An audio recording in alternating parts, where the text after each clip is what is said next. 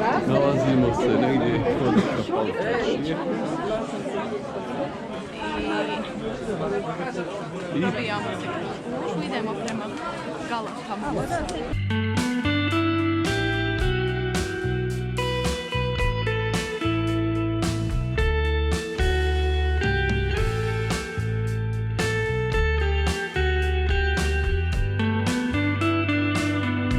Idemo prema Galatama. Galata Kula, eno je gore, mi smo krenuli prema njoj. I onda Ovdje je ćemo puno. na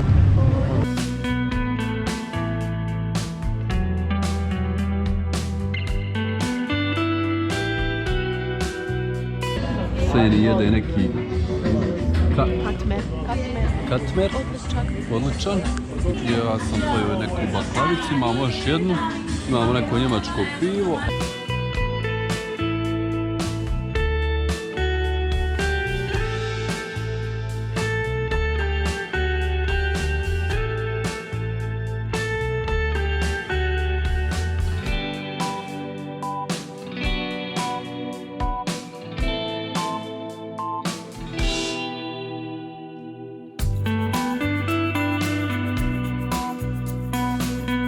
Nalazimo se pored džamije Ortakoj.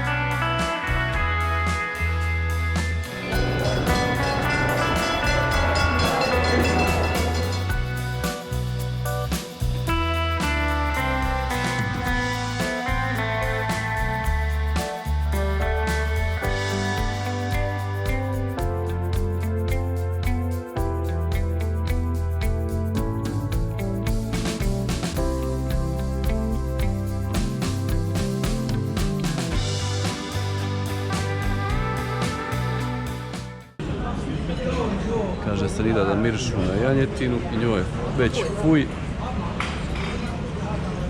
ali dobro izgleda.